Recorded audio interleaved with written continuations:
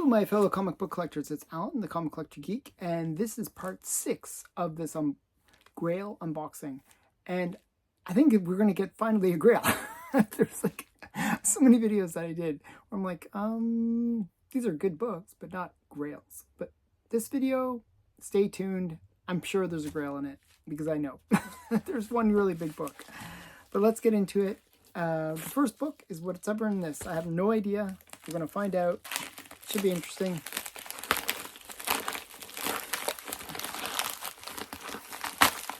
Okay. Oh, this is not a Grail, but it is a cool book. This is Miss America. I forget what issue number it is, but it is Miss America. And this book is the one that had Patsy Walker in it. And some of the covers were kind of fun. This is like Golden Age book, but just a bit of cuteness to it. Look, I mean, look at the way the girl and the guy are kind of looking at each other. He's kind of pulled her bra down. He's putting sun lotion on her. I think that's what it is. I'm not sure. Not familiar with this. Tan. So it's, yeah, sunscreen or suntan lotion. And he's kind of pulled her bra strap down a little bit.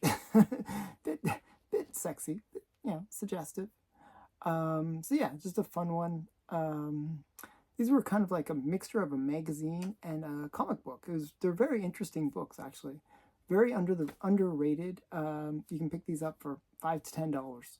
That's how inexpensive they are. And they're, you know, I think the reason most people don't kind of gravitate to them is because of the photo covers, but they're actually quite fun. And as I said, the photo cover is quite cute. So yeah, so Miss America, I'm not sure which issue number, but it is a cool one. So that's I think one of the last raw books that I have for this unboxing, strangely enough. We'll see, there might be another one in here. We'll get into a slab right now. Wow. Okay. So maybe there's a couple Grails in this one. This one, finally we get to some Grails. Okay.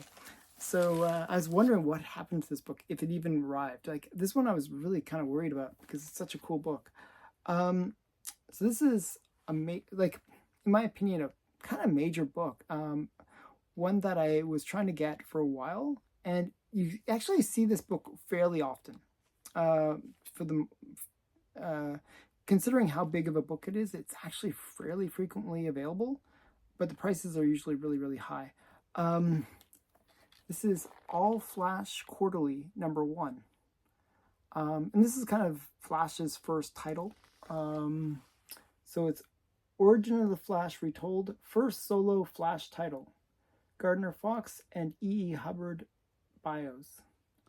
And it's E.E. Hubbard, or Hibbard, I should say, Hibbard, cover. So E.E. Hibbard cover. Just a cool one. I've always found this cover really iconic. This one is a 0.5. If it was higher grade, maybe it would be a true Grail. But definitely a hard book to get at an affordable price. So this one is missing the centerfold and page 1 and 2, but it is a really great presenting cover. Got the Red Ryder gun on the back, and you can see there. This is where the issues are. Like you can see a little bit of like maybe a tape hole or some bit of image loss or whatever it is. Something happened to the back, but the front, I mean, it presents really, really well. And I love fire covers, and I actually always liked this cover. I just find it a really cool cover. I always liked the look of Golden Age Flash. I found him a little bit hokey, and that's kind of what I like about him. I thought he had a bit of charm. So yeah, so this is All Flash Quarterly #1. Kind of a major book. Right, so that's Grail #1, maybe. Let's see if there's any others. Okay. Yeah, this is an interesting one. And I blame a Bleecker because of this one, because Bleecker Street Comics, he actually showed this comic, and he was like kind of mentioning how it was sort of suggestive, and it's a modern innuendo cover, I guess. It's just, I think it's just poor placement more than anything. I don't think they actually intended anything. It's maybe accidental, suggestive thing. So you got all the girls around Batman, and you got Punchline just in a really interesting position. Just whether it was intended or not, it just comes across a little bit, just the way her dagger is placed, where it's placed, how it's placed near her mouth. Just very suggestive. So this is, I had to get it, and I had to get a white pager 9/8. So yeah, you know, if you're gonna buy a modern book, generally try to get in high grade. It's not an expensive book, but I thought it was a cool one, so I wanted to get it in a really high grade. So yeah, I actually thought it was a cool cover too. The cover is by Mike Mayhew. So yeah, very cool. Not a Grail, but definitely a cool book. Okay, and the next one.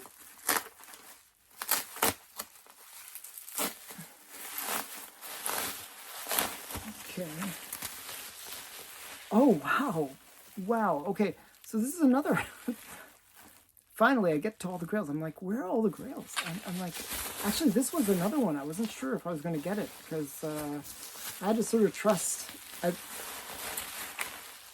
Wow. Okay, wow. This is a really major one. So I saw this one on eBay, and the guy had an Instagram account. So I thought, maybe I can get a slightly better deal if I contact him through Instagram. But I wasn't sure if he was going to actually send it, because it is an expensive book and it is quite a rare book. And it's just a really great one. This is probably like one of those ones that, in terms of pre-code horror, is one of the most crazy golden age covers of all time. It has to be in the top 10 craziest golden age pre-code horror covers. I mean, it is crazy. Like when you see this, you'll be like, oh yeah, that's pretty crazy. So this is, wow. I always wanted this book. When I first saw it, I was like, wow, that's insane. What are they doing? Okay, so I'm going to show you this book, and it is cool. This is Lawbreakers Suspense Stories number 11. And you got this girl, okay? And you got this creepy guy. And what does he say? Let me read what he says. I know you are mute, Miss Kimberly, but even if you could yell, the people downstairs couldn't call the police. You see, I've already cut out their tongues. I've already cut all their tongues out. And you got the guy, and once I zoom in, you'll see, in his hands are all the people's tongues, and they're dropping onto the floor. He's literally cut people's tongues, and he's like, it is crazy. And the girl looks like totally petrified.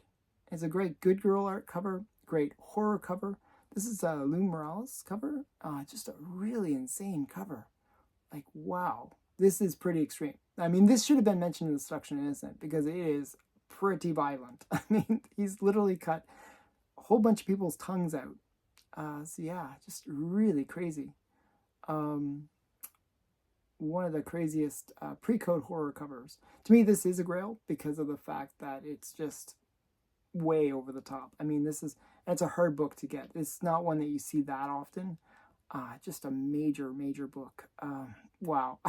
It's like, I'm so glad to have this, actually. This is so crazy. Classic Severed Tongues cover. Lingerie panel. Wow. Just a really cool book. Lawbreakers Suspense Stories from 1953. I'll show you the back. Just a cool, very, very crazy pre-code horror. And this really encapsulates how crazy the pre-code horror stuff got. I mean, this is pretty crazy. Yeah, so that's a major book. I'm super excited to have that one. Okay, actually, you got a couple more raw books.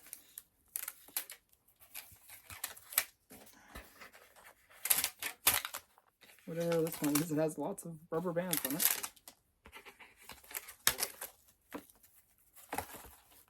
Oh, okay. It's another cool book. So this one actually represents the completion of a collection that I was going after. So it's Captain Science #5, and this is the last book I needed to complete this collection. Captain Science has some pretty cool covers, and this one is one of them. I mean, this is like, you got these guys that are trapped, and this big creature is like maybe using other creatures to torture these two guys with the bubble helmets.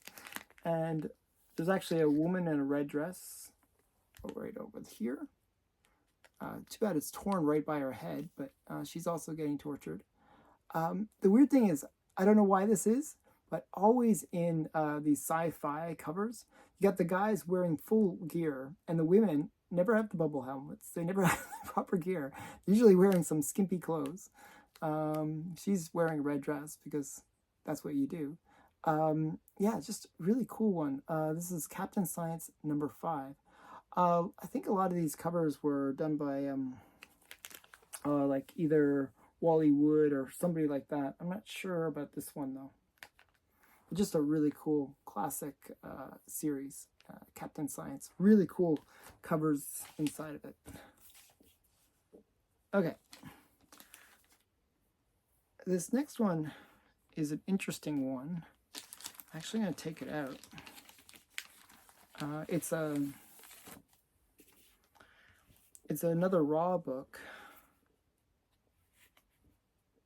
and I want to flip through it just before I show it to you guys, because I forgot whose first appearance it is. I'm trying to remember, and once I see it, I'll maybe remember.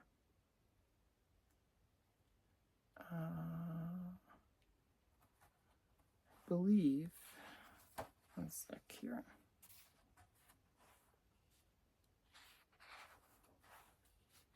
I'll have to look it up. I believe it's one of the characters for like Charlton. They had like these different narrators. So I'll show you the book. It's Charlton Bullseye #1. And if you look here, you can see all the different narrators. I think it's one of their first appearances. And I forgot which one. But you can see it's a really nice Ron Sutton artwork. Or Tom Sutton, I should say. Tom Sutton, sorry. And I believe it's one of the narrators' first appearances. Forget which one. I forget which one, to tell you the truth. Okay, so there's that. And I gotta put it back in that bag. Just like here. But so far, we got a few Grails. Okay, this next one is a book that kind of is interesting. I'm a little bit annoyed by it, but okay, I'm going to show you this one, and this is where CGC kind of did me a wrong. I'm going to explain. I've been looking for the first appearance of Smokey the Bear, and I like finding these iconic characters and finding their first appearances in comics. And this book is the first appearance of Smokey the Bear. And it's Forest Fire. And however, it is not truly, this is a reprint. And it's a early reprint. CGC denotes it as 1949. It's Rudy Wendelson, Wendeline story and art. And it's American Forest Association promotional. First appearance of Smokey the Bear. Back cover indicates 1950. Okay. So you can see on the back, Now, the interesting thing, there's two versions of this book. One has like printed on the back, like I forgot what the name of the company was, but it's printed on the back. And the other version has like this area is blank, and they whatever store was giving away this promotional comic, they would stamp their business name on the back, and that's what this is. Well, the first prints are printed with the company that originally distributed them, and the second prints have this printed on. So this is a second printing, but I thought it was a first printing, and the CGC label didn't denote that it is a second print. But it is a second printing, which is sort of annoying. I really am a stickler for getting that first print, but I still really like this book. A very expensive book, even as a second print. This goes for like $500 to $600. Just a really expensive book, and hard to get, actually. So Forest Fire #1, or it's just Forest Fire. There's no numbering, so it's just Forest Fire. So just a promotional comic, very cool promotional comic with the first appearance of Smokey the Bear. Okay. Next one is not a Grail, but it is a cool book. I actually really like this cover. Is Super Mystery Comics Volume 7, number 5. And there's some really great covers in this title. This one, you can see, presents extremely well. There is a flaw that brings it down to a 1/5. And it looks like some animal maybe took a bite out of it right there. And it goes right through. You can see, it goes right through the book. Some animal thought this book was very tasty. And however, it presents extremely nicely. If it wasn't for some animal eating that spot, this would be like a 9. It is just really, really sharp. It is just a beautiful book, actually. But yeah, I would have been so annoyed if I was the one that had it in the original thing when the animal had eaten it. But it is just really beautiful. Still presents really great. And because it's a 1/5, I got it very, very inexpensively. It was like, I would say around $80 or $90, something like that. It was like really inexpensive. But really, I mean, look at the girl. I mean, she looks awesome. Just a really great cover. And I like the bullets zinging across, and just a really fun cover. Okay, so Super Mystery Comics Volume 7, number 5. And now this last book is one that actually almost made my top 10 want list for this year. But I just thought, I actually didn't put on my top 10 want list because I didn't think it was realistic that I would ever get a copy. It's a hard book to get. It is a Grail. It's a Bronze Age Grail. Probably one of the bigger books from the Bronze Age, one of the more rare books from the Bronze Age. And it is one that I wanted to get to complete my kind of anthropomorphic first appearance, key books, like Teenage Mutant Ninja Turtles 1, Yosagi Yojimbo, and this book is the other big one that people think about when they think of big books with anthropomorphic characters, and that had a major influence. But this book actually happened before Ninja Turtles. It happened before Yosagi, and it is extremely rare. And there's actually counterfeits out there. It's a very expensive book. I did have an opportunity to buy it once before, and the guy had a 6.0. I think he wanted about $6,000 for it. So I was like, it was just too much. I just couldn't afford it at the time. But I did manage to pick up the book, and it's in a 7.0, but it is restored. So this is Cerebus the Aardvark, and it is the big book from the 70s. This is from 1977-78. Restoration includes a small amount of color touch on the cover.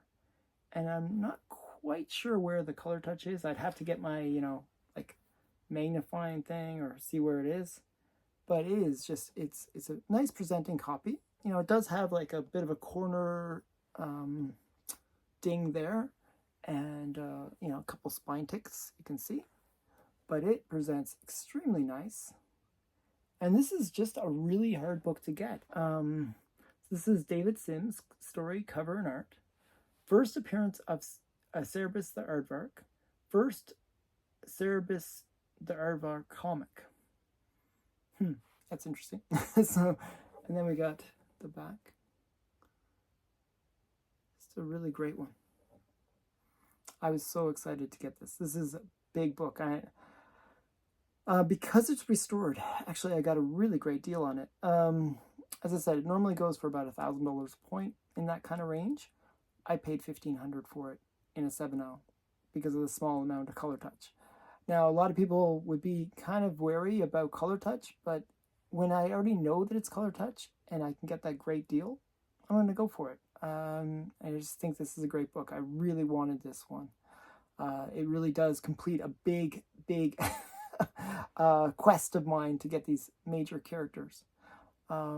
First appearances. So, yeah, Slate C1, which is amateur restoration. So probably they did color touch in a really unprofessional way. But just a really cool book. Yeah, this is a major book. Pretty excited to have it. So that's it. A few Grails. See, I knew there was a bunch of Grails in this box. I just didn't know where they were. Which of the 3 Grails? I think I would say there's 3 Grails in this one. The All-Star, the All-Flash, I should say, the Cerebus #1, and that Lawbreakers. Big one for pre-code horror books. That's a pretty big one. So what did you think? Were these even Grails to you? Like, would you guys consider these Grails? I consider them Grails because they are pretty major books. I'd love to hear what your opinions of them are. I was pretty excited to get these 3. I mean, these are pretty major books. I didn't think I would get them all at the same time. It was really crazy. It was sort of targets of opportunity that I got these books, and I was pretty excited to get them. So thanks for watching. Bye for now.